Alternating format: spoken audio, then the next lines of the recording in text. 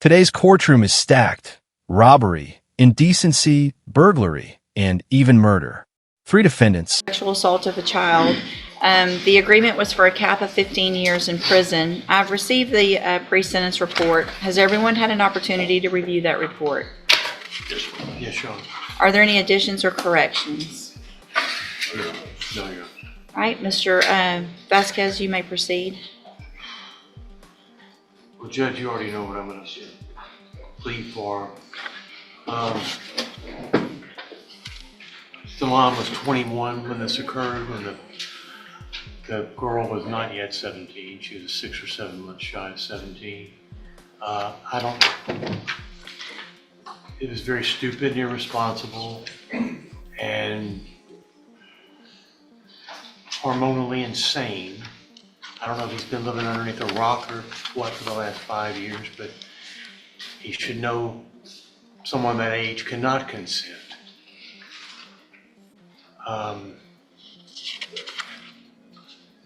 Let me ask Mr. Hoffpower, or what I have read in the pre-sentence report, and there's no state. When the judge mentions sex offender registration, that's not just paperwork. It's a lifetime label. Statements of interested parties, and so the victim or family, no one responded to this. What I'm reading is that the girl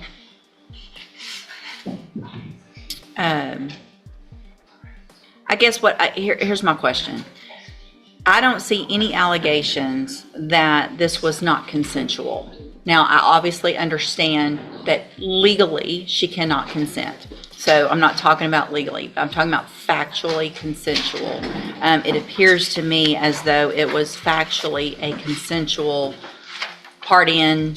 They actually reached out, the girls, to Mr. Blackwell, if I'm correct.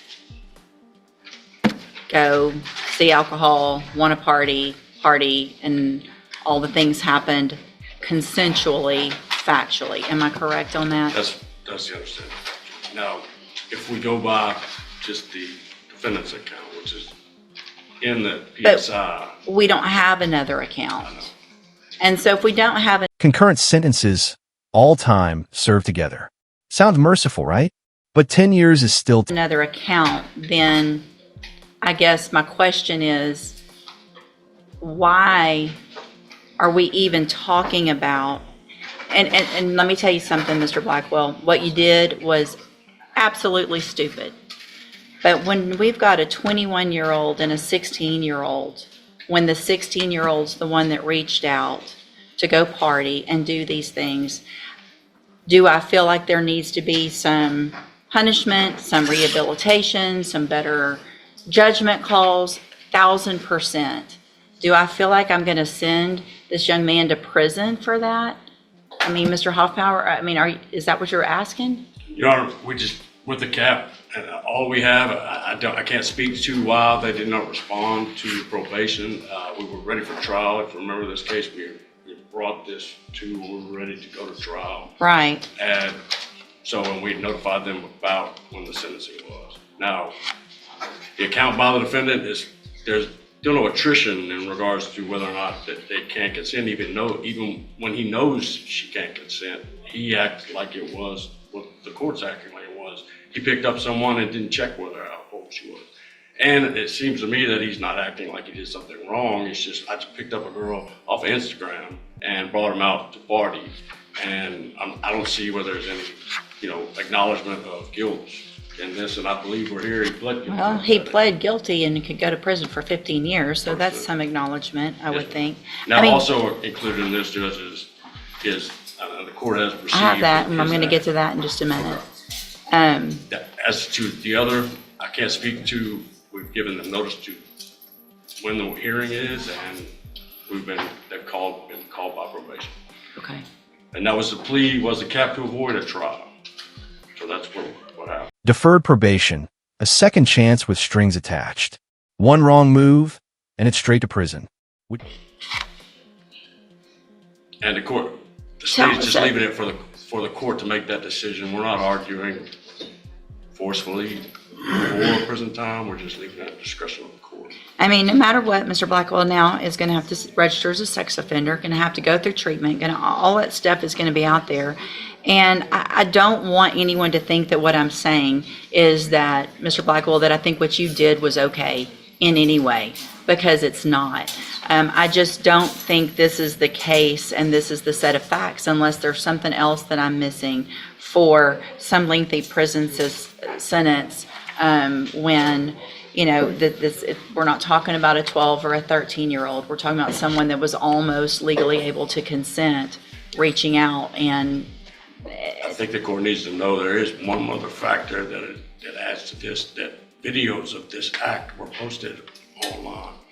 So a 16-year-old in sexual acts posted right online in this case. But who did that?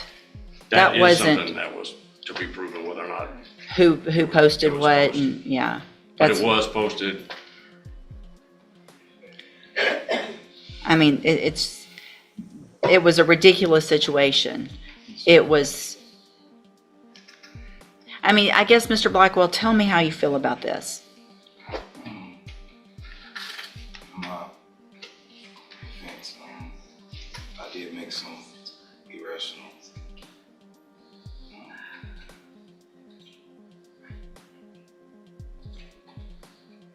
behavior.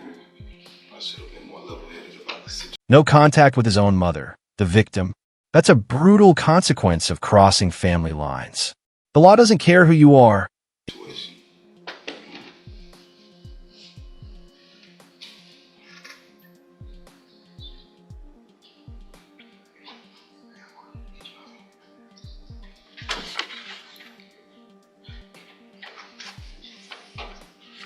I mean, you understand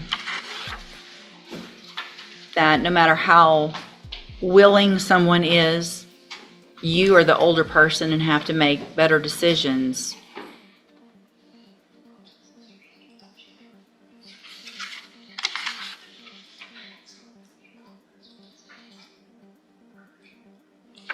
So tell me what's been going on in jail. Looks like we have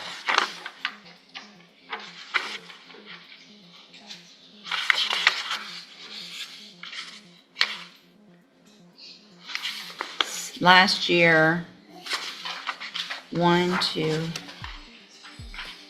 like pretty much every single month, just about, you had some type of write-up.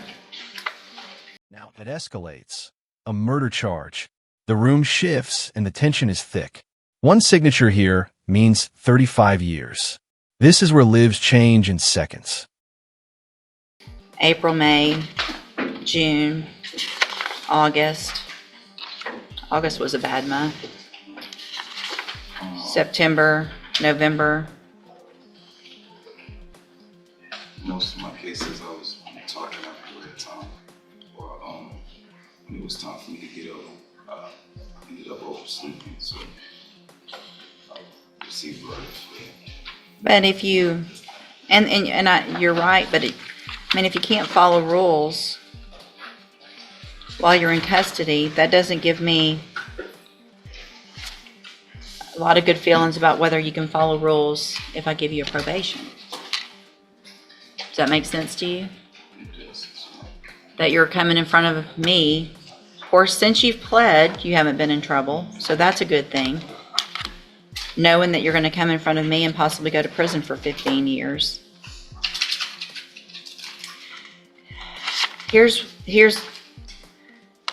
I mean, I think I've explained my position and why I have this position.